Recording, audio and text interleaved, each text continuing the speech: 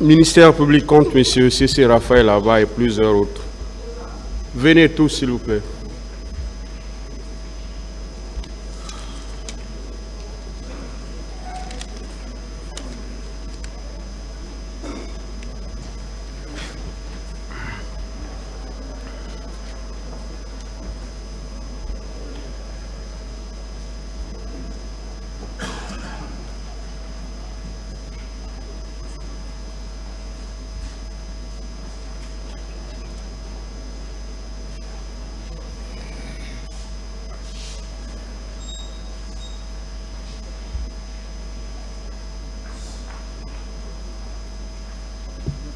Monsieur Martin Pradel, Maître Martel Pradel.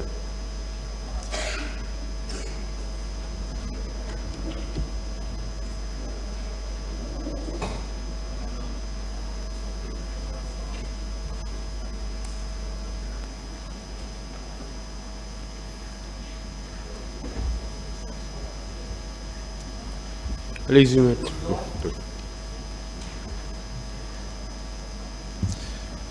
Honorables assesseurs, messieurs les juges, je me tiens devant vous aujourd'hui avec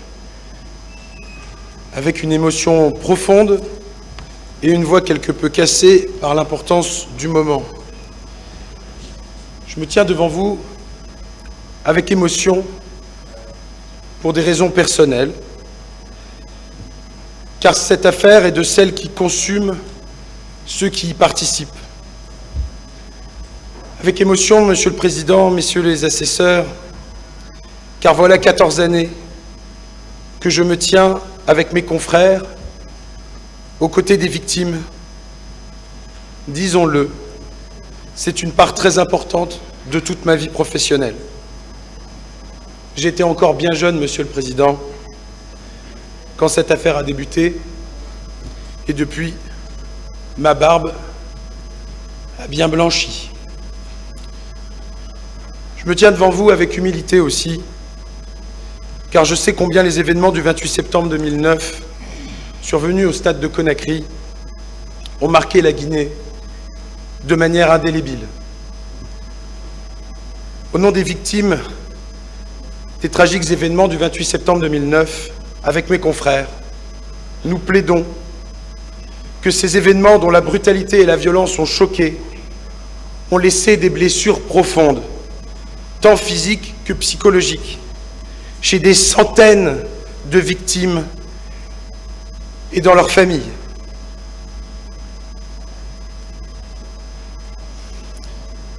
La blessure, Monsieur le Président, Messieurs les assesseurs, la blessure à réparer est immense. Je parle de blessure à l'échelle du pays, car je sais combien la Guinée tout entière a été meurtrie par ces crimes qui, disons-le, à certains égards sont incompréhensibles, par ces crimes d'une ampleur et d'une violence inouïe dans le pays. Je parle de blessures pour les hommes, les femmes et les enfants de la région ouest-africaine qui ont, eux aussi, ressenti la douleur et la honte de ces violences.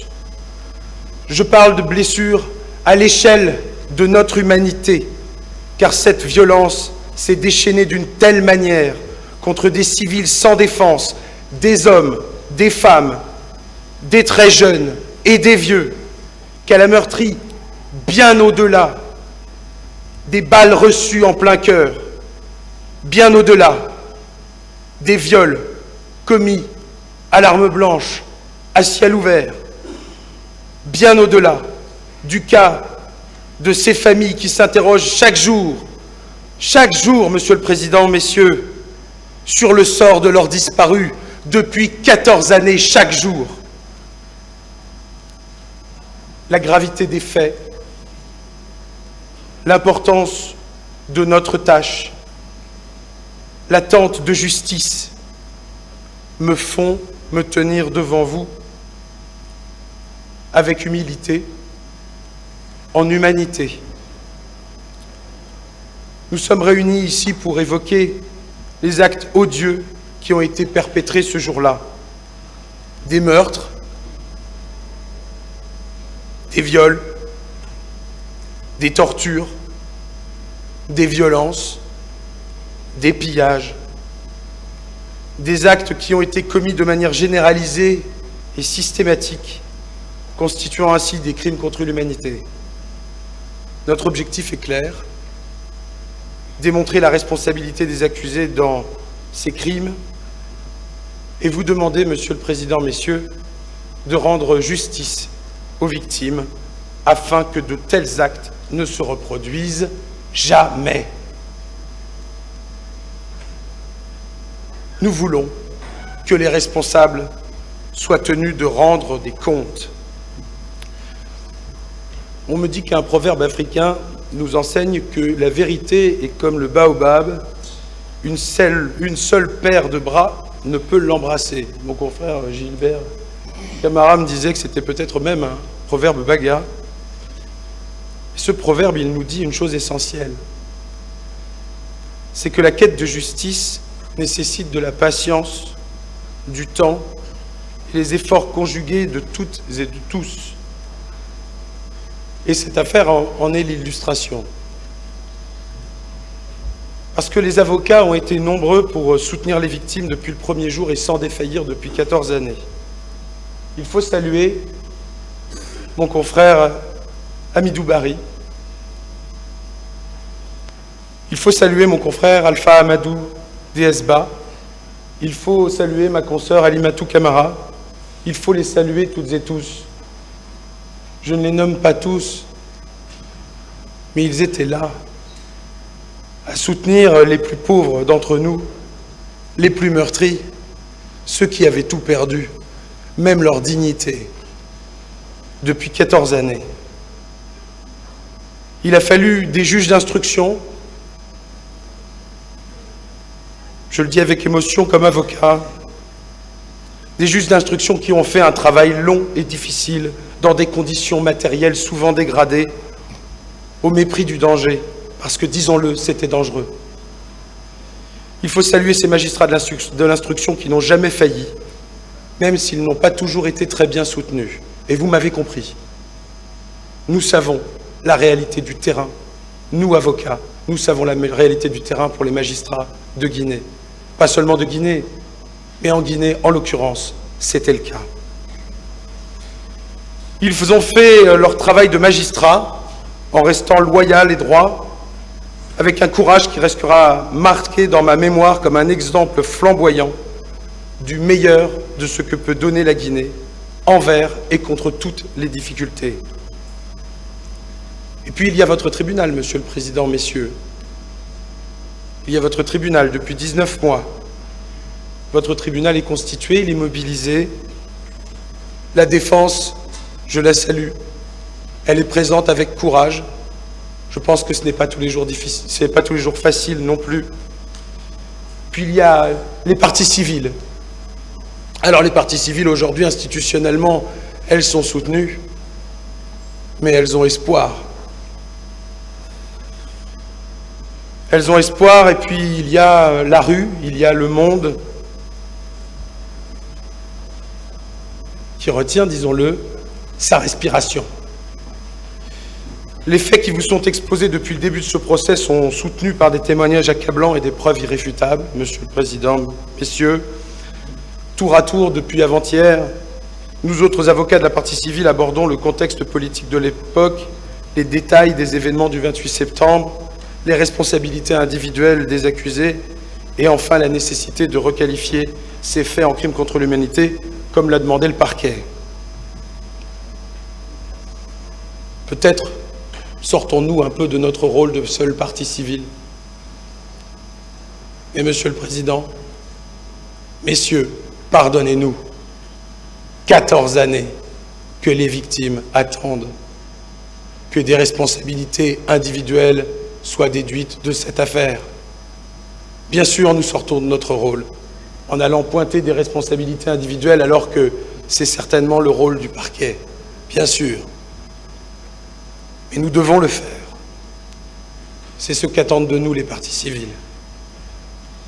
Et il est impératif pour nous que justice soit rendue pour ces victimes, pour leur offrir une reconnaissance des souffrances endurées et pour réaffirmer le principe fondamental selon lequel toutes ces atrocités ne resteront jamais impunies.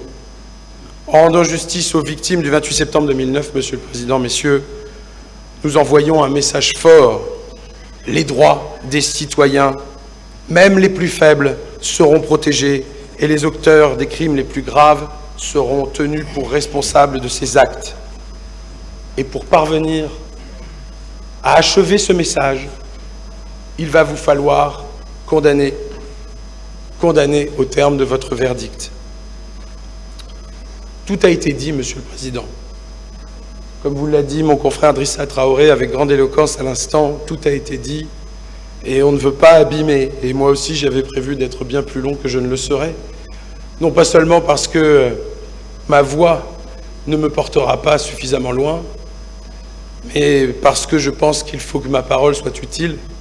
Je vais abréger mon propos. Abréger mon propos peut-être pour vous faire part de mon ressenti sur ce qu'est cette affaire et vous parler peut-être un peu plus des victimes. Cette affaire, c'est une affaire qui intervient dans un contexte. Ce contexte, vous le connaissez. C'est le contexte d'un pays qui est plein d'espoir. Plein d'espoir à mesure que le temps passe depuis l'indépendance. À chaque mouvement, la population pense qu'elle va pouvoir s'exprimer, pense qu'elle va pouvoir être représentée. Il faut un deuxième président pour qu'on parle enfin de multipartisme, et puis un multipartisme qui s'exprime bien mal finalement. Et puis une histoire, mais je n'entre évidemment pas dans les détails, une histoire qui est une histoire égrenée de souffrances et de meurtrissures qui ne sont jamais réparées. L'espoir, cela vous a été dit, et je pense que ce ne sera pas contesté par le principal intéressé, l'espoir est immense quand Moussa Dadis Camara prend le pouvoir. Il est immense. Les uns et les autres se reconnaissent dans ce projet, qui est un projet annoncé comme étant profondément démocratique. Un projet qui est celui de la parole donnée au peuple. Un projet qui est celui d'un refus précisément de la violence. D'une parole donnée au peuple dans un scrutin dans lequel celui qui a pris le pouvoir simplement ne se présenterait pas parce qu'il serait l'ordonnateur de cette prise de parole pour le peuple. Monsieur le Président, je crois devoir dire qu'il me paraît que la déception a été à la hauteur de l'espoir suscité. Et c'est la raison pour laquelle les Guinéennes et les Guinéens ont trouvé qu'il était possible, à ce moment-là, de dire qu'ils n'étaient pas d'accord quand les promesses qui avaient été données étaient annoncées comme n'étant plus susceptibles d'être respectées. On doit en parler, Monsieur le Président, parce que c'est le fondement de cette protestation. C'est la raison pour laquelle tous ces hommes et toutes ces femmes vont vers le stade ce jour-là, pour rappeler à la conscience de ceux qui dirigent au CNDD qu'ils ont fait des promesses et qu'ils sont attendus par l'histoire du pays, qu'enfin on voudrait pouvoir s'exprimer. Regardez les images. Moi, je suis peut-être l'un des seuls de cette salle avec mon confrère Traoré à n'avoir pas été à Conakry ce jour-là. Je suis obligé de m'en référer aux images. Regardez les images. Il y a deux choses importantes dans ces images. Avant les coups de feu, il y a quelque chose qui tient de la colère, bien sûr. Il y a de la colère dans ces familles, parce que ce sont des familles, Monsieur le Président, messieurs, qui vont au stade. Il y a quelque chose qui tient de la colère. On nous a menti. On nous a fait une promesse il n'y a pas un an, et déjà on nous dit qu'elle ne sera pas respectée. Il y a de la colère. Mais il y a aussi un peu de la joie, étrangement. De la joie. Moi, je vois ces images, je vois des chants. Je vois des gens qui se dirigent vers le stade presque en dansant à certains égards.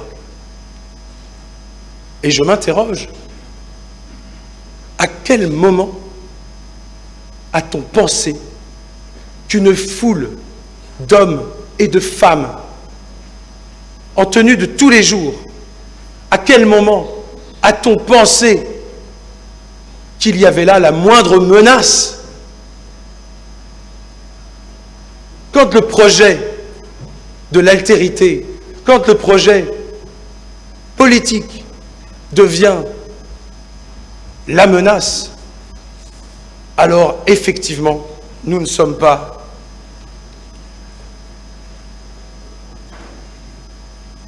dans quelque chose qui ressemble à la parole qui avait été donnée à ce peuple. Finalement, on peut comprendre cette foule. Cette foule, c'est une personne, toute sa vie, qui a été mal aimée, violentée, à qui on n'a jamais donné la parole. C'est cette personne qui est au fond du village, et elle est méprisée, cette personne. Et puis un jour, on lui tend la main, et on lui dit « Tu es importante, toi aussi ». C'est ce que le peuple a ressenti. Je suis importante, peut-être moi aussi.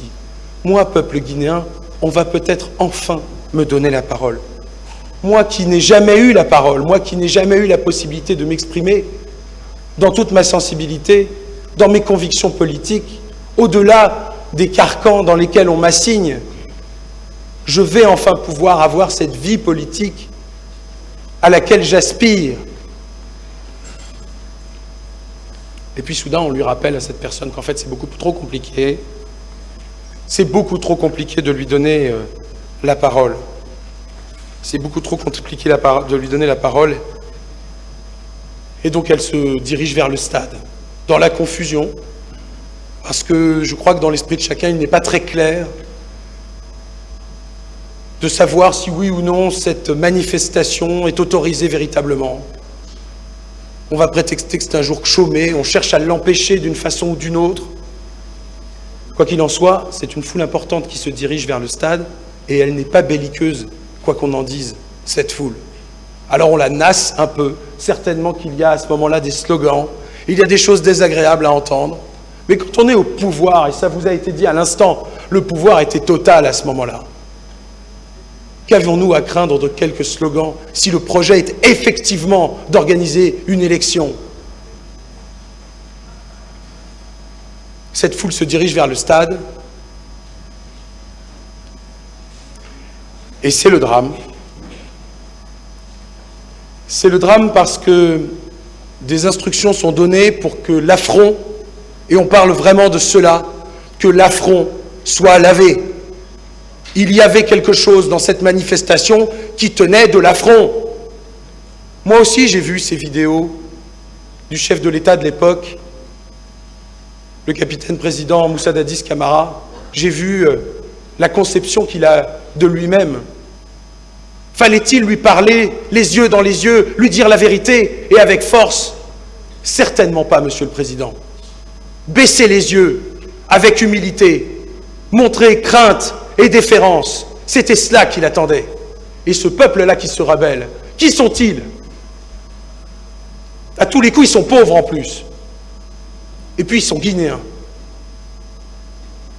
Et puis, ce ne sont pas mes partisans.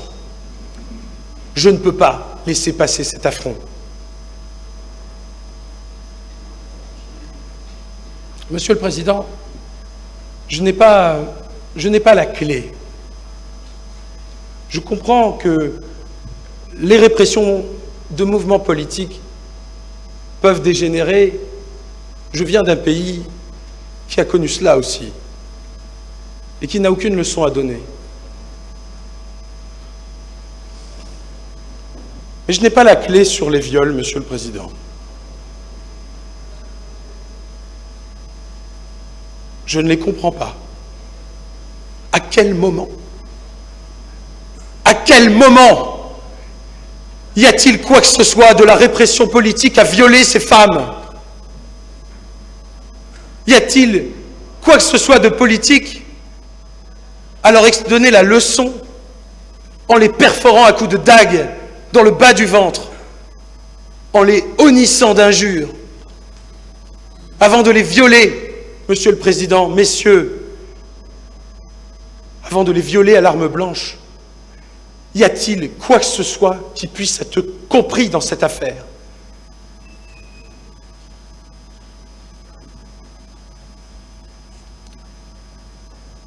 Bien sûr, il y a les tortures. Bien sûr, il y a les pillages. C'est quelque chose qui a déjà été vu dans l'histoire du pays. Mais ces viols, on s'en prend à nos filles. On s'en prend, Monsieur le Président, à nos mères. On s'en prend à nos sœurs. C'est incompréhensible. Incompréhensible. Incompréhensible pour la Guinée, incompréhensible pour la région, incompréhensible pour l'Afrique entière, incompréhensible pour notre humanité, incompréhensible. Moi, je comprends parfaitement que personne ici ne veuille prendre la responsabilité de cela. Ils étaient aux commandes. C'est ainsi que les choses se sont passées. C'est indubitable. Indubitable.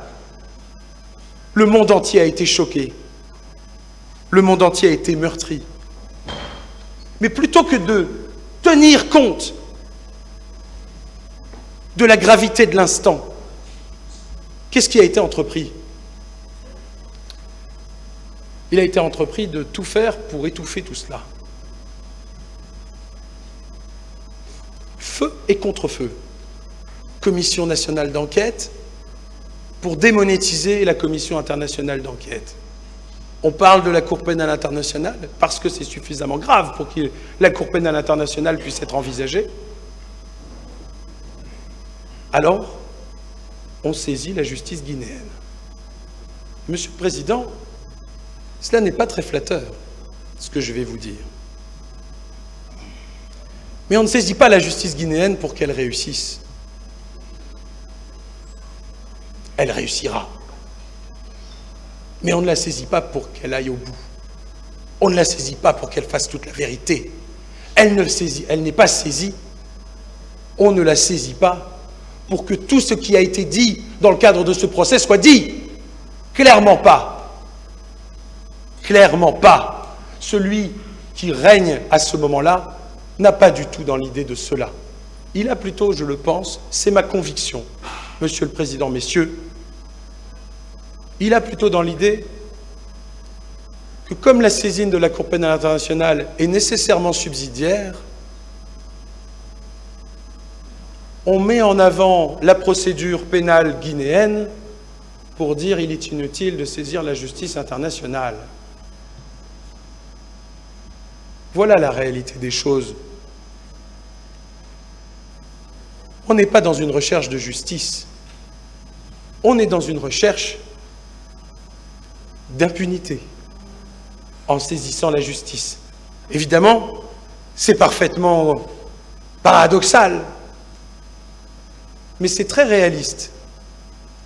Parce que, de mémoire de Guinéens, tous les crimes qui ont été commis par le passé de cette ampleur, tous les crimes ont été impunis. Il n'y a jamais eu de procès pour aucune de toutes ces victimes qu'a connu l'histoire de la Guinée.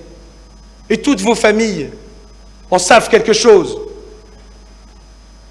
Donc le pari, à ce moment-là, ce n'est pas le pari d'une justice qui va réussir.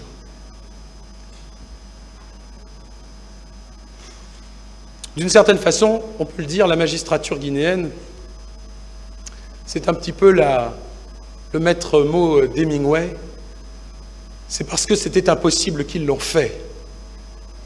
Vous l'avez fait, Monsieur le Président, messieurs, pas vous tout seul, mais l'institution que vous incarnez.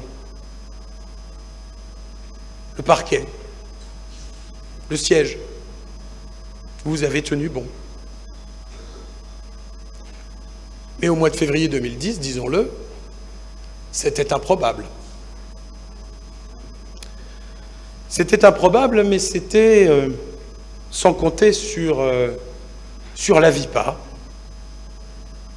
C'était sans compter sur des femmes comme Asmaou Diallo, qui est là, presque tous les jours depuis ce procès, et puis avant cela, à chaque étape de cette affaire, elle et toutes ses équipes. Radieuse et courageuse. C'était sans compter sur la FADIS, qui n'est pas représentée dans cette audience, mais que je mentionne, l'association des familles et amis des disparus, parce qu'il y a des disparus, je le répète. C'était sans compter sur l'OGDH et sur la FIDH, Avipa, OGDH, FIDH, que j'ai le grand honneur de représenter aussi devant vous. C'était sans compter sur la pugnacité de Tierno Mahadjousso, d'Abdoul Gadir Diallo et aujourd'hui de Souleymane Ba, leurs présidents successifs. C'était sans compter sur cela. Il faut le dire, moi je suis arrivé à Conakry, je l'ai dit, j'étais jeune. J'ai demandé où était le palais de justice et mon confrère Hamidou Bari m'a dit « Les juges ne sont pas au palais de justice ». Monsieur le Président, vous vous en souvenez peut-être, les juges n'étaient pas au palais de justice. Ils étaient à la Villa 32, sur l'île de Kaloum. Ils étaient là-bas, pas loin d'ici, mais pas au palais. Pourquoi c'était important que les juges ne soient pas au palais? C'était important parce que les victimes n'allaient pas se présenter à eux si les juges n'étaient pas au palais. Donc nous sommes allés voir les juges d'instruction avec mes confrères, conscients de la peur des victimes d'avoir à aller dans cette ville-là, qui était bien gardée du reste. Les juges, disons-le, n'étaient pas particulièrement rassurés par cette garde très rapprochée. Les victimes n'étaient pas du tout rassurées, pour ne pas dire qu'elles étaient parfaitement effrayées à l'idée de se présenter aux juges, et les juges de nous dire « on a un problème, les victimes ne viennent pas nous voir, un jour, la conséquence sera tirée de ce que, comme aucune victime ne vient nous voir, il n'y a donc pas de victime. » Voilà ce que nous ont dit les juges. Et donc avec mes confrères, avec la FIDH, avec l'OGDH, avec l'AVIPA, nous avons résolu deux choses. Et c'était important, et je dois le dire devant vous, parce que je sais qu'au terme de votre délibéré, vous allez devoir vous pencher sur la question de la recevabilité des personnes que sont l'AVIPA, l'OGDH et la FIDH. Nous avons décidé deux choses.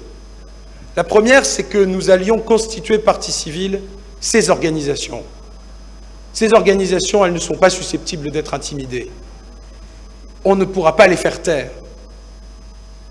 On ne tue pas l'OGDH. On ne tue pas la VIPA.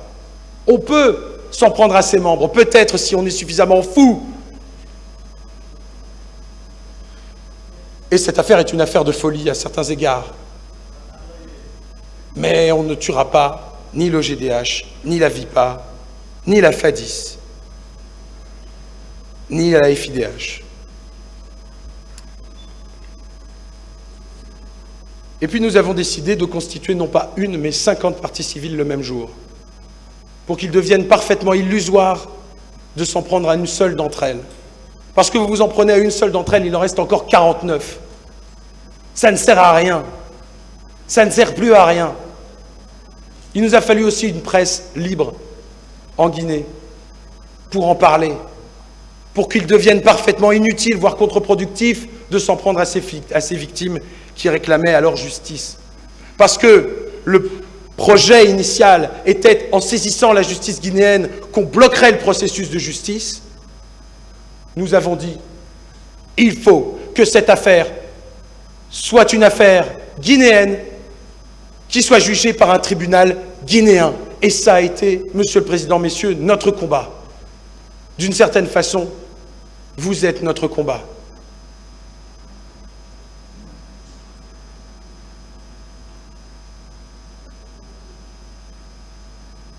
Dans mon parcours, Monsieur le Président, dans cette affaire, j'ai été profondément marqué par la dignité des victimes. Par la dignité des victimes qui, au-delà de tout, au-delà de la pauvreté de leurs moyens, parfois de leur éducation, comprenait parfaitement ce que c'est que la justice. Et en dépit du fait qu'en Guinée, personne n'y croyait trop, avait une idée très exacte de ce que pourrait être une justice. Très exacte. Même ceux qui n'y sont jamais confrontés, même ceux qui n'y ont jamais eu droit, savent exactement ce qu'est une bonne justice. Une bonne justice, c'est une justice qui sait punir. Monsieur le Président, messieurs, vous y êtes invités, je pense, par le parquet. Et c'est une justice qui répare. Au cours de mes séjours, Monsieur le Président, messieurs, en Guinée, et ils ont été nombreux depuis 14 années, à la faveur de cette affaire, j'ai rencontré beaucoup de gens. Et parce que j'ai défendu des gens qui parfois étaient très simples, parfois j'ai rencontré des gens très éduqués, mais qui avaient aussi tout perdu, et qui du coup se trouvaient dans une pauvreté très extrême. J'ai rencontré du ministre au porteur d'eau des gens qui me tenaient un seul et même discours. Quand on parlait de la Guinée, on me disait « le problème de la Guinée, c'est l'impunité ». Et beaucoup m'ont dit à l'époque que j'étais fou moi-même d'y croire. Un jour, j'ai fait la promesse à Asmaoul Diallo que je continuerai à revenir en Guinée jusqu'à ce qu'il y ait un procès. Je crois avoir tenu promesse.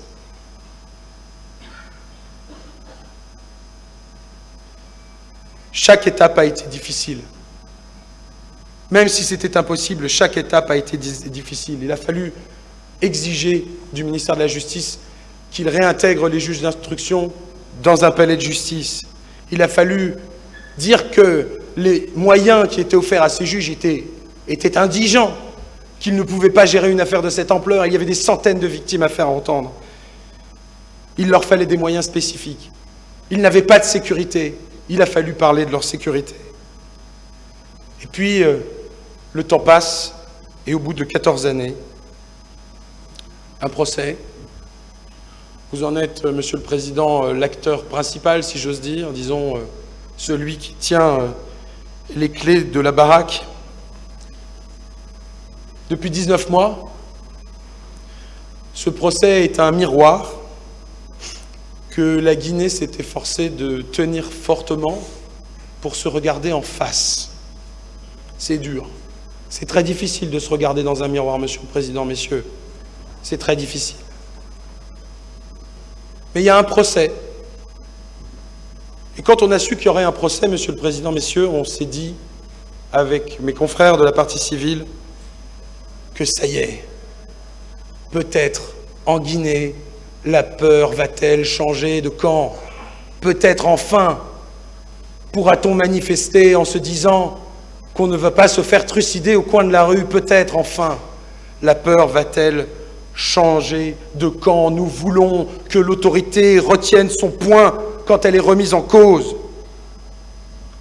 C'est ce que nous attendions pour la Guinée. Et oui, c'est difficile de se regarder dans un miroir. Oui, c'est difficile. Et certainement que c'est difficile pour les accusés. Certainement même que c'est cruel. À tel point même qu'on cherche à s'évader à un moment donné. On n'assume pas aujourd'hui, on dit qu'on a été enlevé. Personne n'y croit. Personne n'y croit. Mais n'empêche que voilà. C'est de cela dont il s'agit.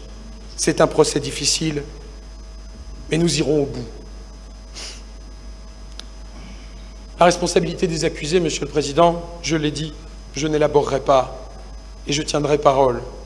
Ce que je retiens simplement, c'est qu'ils n'ont rien vu, rien entendu, rien su. Ils ne savent rien, ces hommes. Ils n'ont rien compris de ce qui se passait. Certains, on s'est même à se demander s'ils étaient à Conakry. Bon, ils étaient à Conakry, on le sait, hein. Mais ils ne savent rien. Ils ne comprennent pas. Ils ne savent pas. Moi, je crois que pour chacun des accusés, en vérité, mes mots sont inutiles. Le tribunal a parfaitement compris.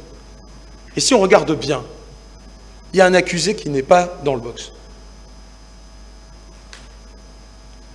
C'est une accusée, l'impunité. C'est l'impunité, Monsieur le Président, qui a causé ces faits. Le Guinéen de la rue, le porteur d'eau et le ministre, ceux qui me disaient à l'époque que l'impunité c'était le problème de la Guinée, l'impunité a causé cela. Rien n'aurait été possible dans cette affaire si ceux qui ont commis ces actes avaient l'idée qu'un jour ils devraient rendre des comptes, qu'un jour on leur dirait « Mais pourquoi as-tu fait cela? Pourquoi as-tu violé? Pourquoi as-tu toé? Pourquoi as-tu donné cet ordre ?» Jamais cela ne serait arrivé sans ce sentiment qu'on est au-dessus des lois. Il faut dire que c'est facile quand on prend le pouvoir de se sentir au-dessus des lois. Peut-être que c'est même une circonstance atténuante. Dire, aucune loi ne s'applique à moi puisque précisément je viens de la mettre par terre, la loi. On se sent au-dessus des lois, on matraque, on trucide, on viole, et alors, quelles conséquences? Moi, j'ai été marqué par les déclarations, en particulier du capitaine président Moussa Dadis Camara. 6 octobre 2009 sur France 24, les leaders sont coupables, ce sont des commanditaires, parce que c'était prémédité. Le problème, ce n'est pas les élections qui m'intéressent, c'est d'éradiquer le tissu social. Rien ne sert d'organiser des élections libres et transparentes dans ce pays s'il y a un clan qui tend à l'extrémisme, des fanatiques qui sont là avec des voiles noirs, des extrémistes purs et simples qui ont toujours secoué le régime de Lansana Conté. Leur stratégie, c'était de conduire cette marée humaine pour qu'il y ait un accrochage entre la République et les sympathisants pour que la communauté internationale puisse parler d'un problème de décès. Monsieur le Président, c'est un problème de décès? Quel cynisme dans ce mot immédiatement prononcé après ces faits. Sur Télésud, le 9 octobre 2009, soi-disant que c'est une marche de leaders qui avait pour mission d'aller au stade du 28 septembre pour faire une déclaration comme quoi le président Dadis ne doit pas être candidat. À partir de cet instant, tout le reste était inévitable. Si la marche avait été pacifique, ça aurait été pardonnable. Mais ils ont saccagé la police et la gendarmerie et pris les armes, donc les leaders sont responsables parce qu'ils n'ont pas su canaliser leurs hommes. Mais comment les victimes comprennent-elles cela, Monsieur le Président? Quand le capitaine président Moussa Dadis Camara dit cela à cet instant, on sait ce qui s'est passé dans les camps, aujourd'hui on le sait, les tortures, on sait les viols, on sait les meurtres, on sait tout cela. Il accuse encore, 15 jours plus tard, 10 jours plus tard, il accuse encore la foule. Et puis, il y a cette interview dans le New York Times. Oui, des gens sont morts au stade, mais ce n'était pas une manifestation pacifique. Les manifestants ont détruit des postes de police et ont volé des armes. D'accord, les États-Unis vont me faire partir, mais après moi viendront les intégristes, Al-Qaïda et les narcotrafiquants. Un Africain comme moi leur manquera parce qu'il n'y en a pas d'autres comme moi. Mais il parle de lui, Monsieur le Président. Il parle de lui. Pas un mot pour les victimes. Pas un mot de compassion. Il parle de lui-même, de son avenir, de son mandat, de politique. Pas un mot pour les victimes, pas un mot pour les femmes détruites, pour les familles. Pas un mot pour les disparus. Ces gens n'existent pas. Et si vous regardez bien, et c'est ma douleur au terme de ce procès, et je m'en tiendrai là, en ce qui concerne M. Moussa Dadis Camara, et les autres aussi. Pas un mot pendant ce procès, pas un mot de compassion, pas un mot de désolation sur ce qui s'est passé, sauf peut-être, d'ailleurs il faut bien le noter, de la part de M. Sidiki Diakité Ditumba. C'est une exception, il faut que je le dise, par honnêteté à l'égard du tribunal. Je n'ai pas entendu le moindre mot de compassion pour ces familles. Ces familles et ces victimes dont on dit aujourd'hui qu'elles mentiraient devant votre tribunal. Ce sont des gens qui auraient un agenda, peut-être? Ce sont des gens, Monsieur le Président, messieurs, qui ont tout perdu. Tout perdu. Dignité, situation, tout perdu. Certains garderont toute leur vie les stigmates de ce qui s'est passé ce jour-là, il y a 14 ans. tout perdu. Certains ne reverront jamais les membres de leur famille. Il y a des disparus. Il y a Madame Abbé, dont j'ai encore entendu au cours du procès qu'elle serait une menteuse. Je la connais bien, cette femme. Elle accuse le gendarme Mamadou Aliou Keïta. Oh, il n'est pas responsable de tout, hein, monsieur Keïta. Il n'est pas responsable de tout, il est responsable de ce qu'il a fait. C'est déjà bien suffisant. Bien suffisant. Mais quand cette femme est venue me voir à l'occasion d'un de mes séjours à Conakry, elle ne voulait pas parler. Elle ne voulait pas aller voir les juges. Elle est venue me voir et elle avait peur et elle avait honte. Elle était inquiète que son nom soit prononcé. Elle était inquiète que sa famille la chasse, parce que c'est aussi une réalité que je n'enseigne pas au tribunal.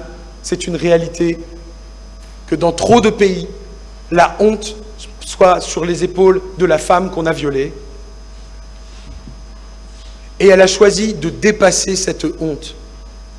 Elle a choisi de dépasser cette honte, d'aller dire publiquement, devant des juges guinéens qui vivent dans la même ville qu'elle, qui connaissent ses proches peut-être, dans un monde dans lequel les gens se parlent, elle va dire sa vérité et elle va dire qu'elle a été violée par celui qu'elle a reconnu. Ça lui coûte, Monsieur le Président, de le dire.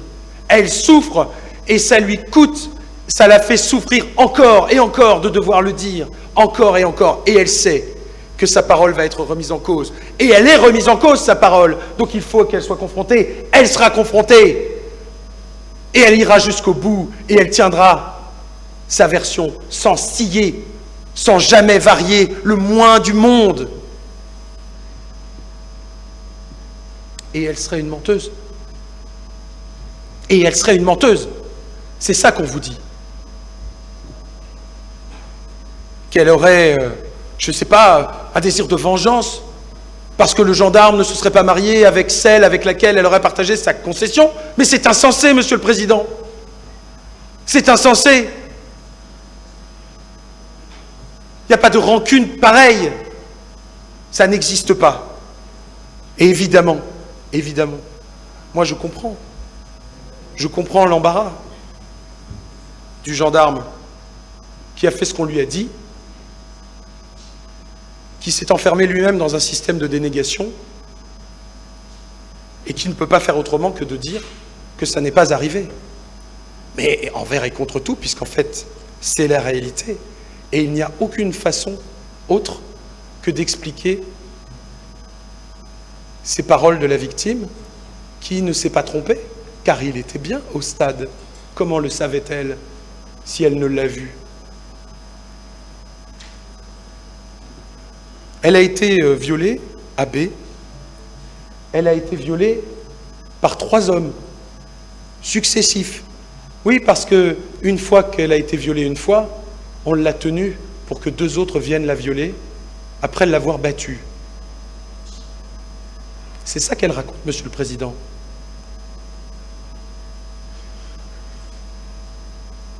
Elle est souillée, cette femme, diront ceux qui vivent dans un monde qui n'est pas le nôtre en vérité.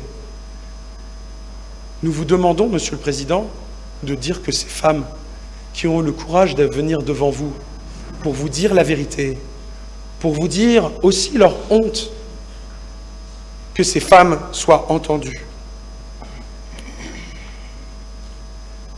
Monsieur le Président, messieurs, cette affaire, ce n'est pas qu'une affaire de violence sexuelle ou de crimes de sang, même de torture. On dit bien sûr que c'est une affaire de crime contre l'humanité. Et c'est certainement ce qui a justifié la mise en œuvre d'une commission nationale d'enquête pour répondre à la commission internationale d'enquête qui, dans ses conclusions, et s'était anticipé, en est arrivé à dire la simplicité qui est que cette affaire est une affaire dans laquelle nous voyons une attaque généralisée ou systématique sur une population civile en connaissance de cause. Sur l'attaque, ce que dit la Commission internationale d'enquête, c'est que les actes et violences constatés, de par leur nature, leur envergure et leurs caractéristiques, faisaient tous partie d'un ensemble de comportements qui indiquent une coordination entre les bérets rouges, les gendarmes de Tigboro et les miliciens dans la commission des 10 actes. C'est l'attaque. C'est une attaque généralisée. On voit que dans cette affaire, il y a des violences sexuelles, des disparitions forcées, qui sont des éléments essentiels de la caractérisation de ces faits et qui dénotent dans la jurisprudence internationale du caractère généralisé de l'attaque. Quant au point de la systématicité de l'attaque, les tribunaux ad hoc, dans leur jurisprudence, ont indiqué que cette expression systématique se réfère au caractère organisé des actes et à l'improbabilité que leur survenance ait été le fruit du hasard. Tout ce qui vous a été plaidé, tout ce qui vous sera requis, tout ce qui est dit dans cette affaire, vous dit qu'aussi difficile que soit cette affaire à comprendre, ce n'est pas le fruit du hasard. Ce n'est pas, ça a été excellemment plaidé par mon confrère Alpha Amadou Desba, ce n'est pas un viol, ce n'est pas 10 viols, ce sont des centaines de viols dont on a connaissance, Pensez à ces femmes qui n'ont pas eu, j'allais dire le courage, mais les pauvres, ce n'est pas une affaire de courage, c'est bien plus que cela, qui n'ont pas voulu dire qu'elles ont été victimes de ces faits. Et puis il faut une population civile. Aucun des éléments de cette affaire ne dit que ceux qui étaient au stade aient été armés en y arrivant. Aucun. Il n'y a pas une seule preuve d'une telle réalité. Ça vous a été dit, ça vous sera peut-être répété. Mais il n'y a aucune autre cible dans cette affaire que des populations civiles. Et on voit une coordination entre les forces de l'ordre présentes au stade, qui est démontrée notamment par le fait que les groupes entre eux s'assistent les uns les autres.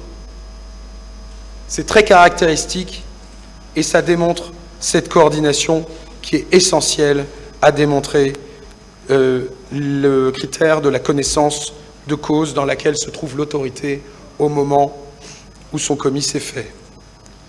Tout acte inhumain commis dans le cadre d'une attaque généralisée ou systématique dirigée contre une population civile en connaissance de cette attaque est un crime contre l'humanité, Monsieur le Président. Il y a des précédents jurisprudentiels. J'en citerai un parce qu'il me paraît intéressant. C'est celui de l'arrêt rendu par le tribunal pénal international pour l'ex-Yougoslavie qui concerne les atrocités commises à Foča en Bosnie-Herzégovine durant la guerre des Balkans entre 1992 et 1995. 3 hommes, membres des forces serbes de Bosnie, étaient renvoyés devant le TPIY. Et dans cette affaire, les accusés ont été reconnus coupables de crimes contre l'humanité et de violence des lois de la guerre, notamment par les viols qui ont été commis de manière systématique contre des femmes musulmanes bosniaques. Dans cette affaire, il y avait une dimension religieuse. L'esclavage sexuel, Monsieur le Président, messieurs, c'est un point commun avec notre affaire. Il y a des femmes en Yougoslavie qui ont été réduites en esclavage sexuel. Cela a été considéré comme constitutif d'un crime contre l'humanité. Des femmes et des filles ont été détenues dans des conditions inhumaines et soumises à des violences sexuelles répétées. Et puis dans cette affaire, dans cette même affaire, et c'est un arrêt du 22 février 2001, Kunarak, le nom de cet arrêt, 22 février 2001, il y a aussi des faits de torture. Les victimes ont été soumises à des sévices physiques et psychologiques. Le 22 février 2001, le tribunal pénal international pour l'ex-Yougoslavie a condamné les 3 accusés à des peines de prison pour leur rôle dans ces crimes, qualifiés de crimes contre l'humanité, et Kounarak a été condamné à une peine de 28 années de réclusion criminelle. Monsieur le Président, messieurs. Avant de conclure, Monsieur le Président, honorables assesseurs, messieurs les juges, je dois le dire, depuis 19 mois, nous sommes rassemblés dans cette audience pour honorer, rendre justice et rendre leur dignité aux vies perdues, aux vies gâchées, aux survivantes et aux survivants du massacre qui s'est déroulé lors du rassemblement pacifique du 28 septembre 2009.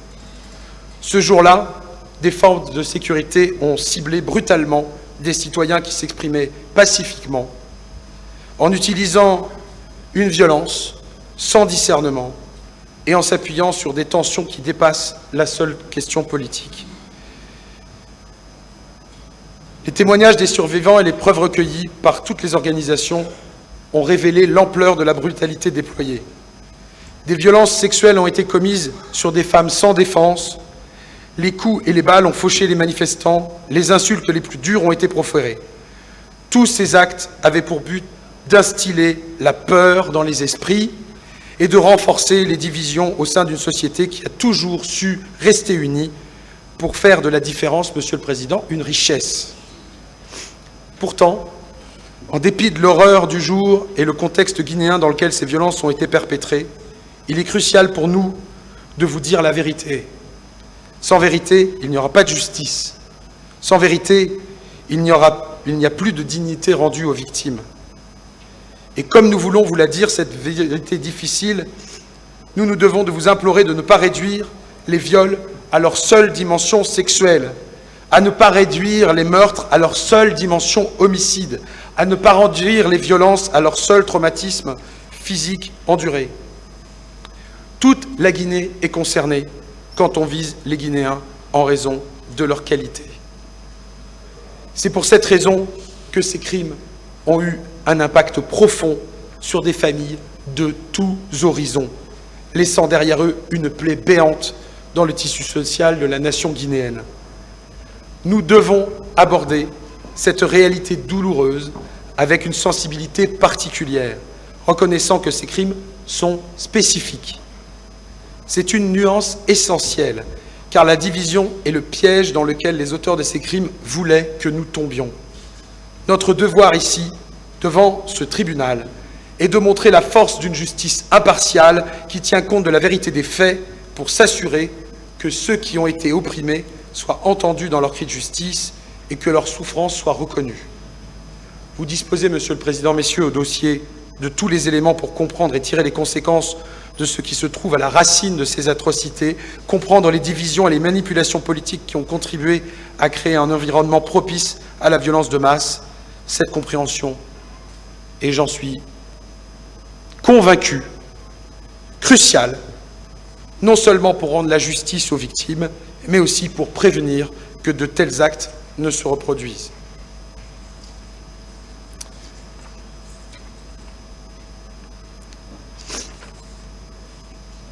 Monsieur le Président, mes honorables assesseurs, messieurs les juges, en cette heure solennelle, alors que notre mission touche à sa fin, permettez-moi de conclure en revenant sur l'importance cruciale de ce procès.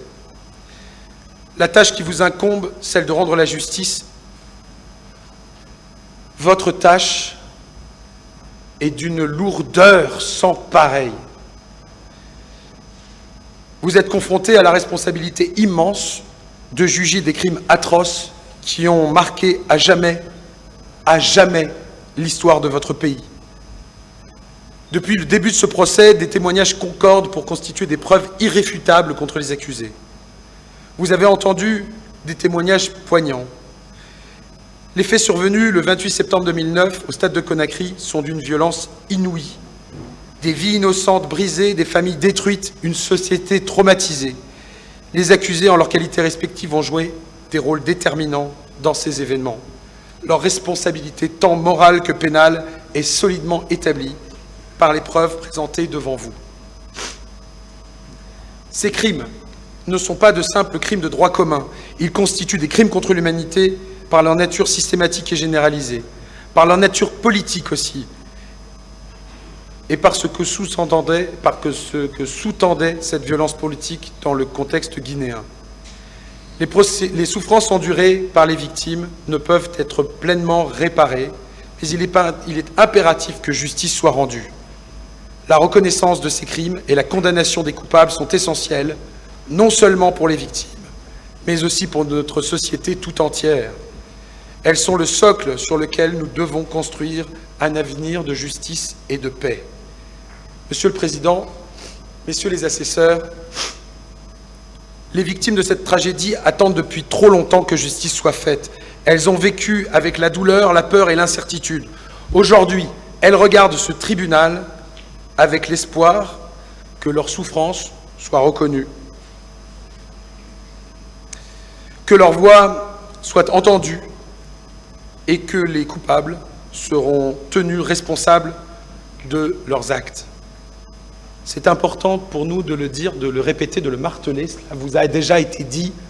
Et donc je le répète, elle ne demande pas vengeance. Elle ne demande pas vengeance, elle demande justice.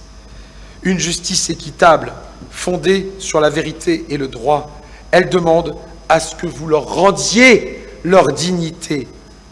Car il est possible, Monsieur le Président, Messieurs les assesseurs, que vous sachiez, en humanité, tendre la main à ces familles dans le deuil, à ces hommes violentés, à ces femmes qu'on a violées au stade, que vous sachiez leur tendre la main pour leur dire qu'elles sont les victimes de quelque chose d'inadmissible, qu'au nom du peuple guinéen, vous ne sauriez accepter. Leur tendre la main au nom du peuple pour dire qu'elles ont vécu une injustice et que leur dignité, Monsieur le Président, est intacte. Votre décision transcende ce procès. Elle est un message fort et clair que de tels actes ne resteront pas impunis, qu'aucune position de pouvoir ne peut protéger un individu des conséquences de ses crimes. Votre verdict sera un symbole de l'engagement de la nation guinéenne envers la justice et les droits humains. Il réaffirmera notre foi dans la capacité de ce système judiciaire et notre détermination au GDH et au FIDH à protéger les innocents contre la tyrannie et l'oppression. Je vous exhorte à rendre un verdict qui honore la vérité et la justice. Les victimes et la nation entière attendent ce moment avec un espoir immense, je l'ai dit tout à l'heure. Elles retiennent leur respiration. Que votre jugement soit à la hauteur de l'exigence de justice qui nous anime tous. En condamnant fermement les responsables de ces crimes, vous apporterez une lumière d'espoir et de guérison à ceux qui ont tant souffert.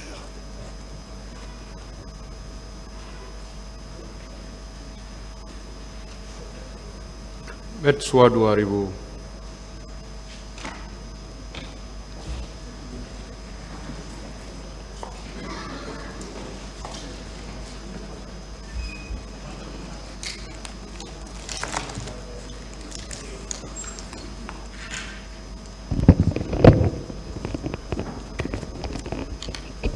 Allez-y. Les techniciens ne sont pas là. Aidez-la à réajuster le micro. Là.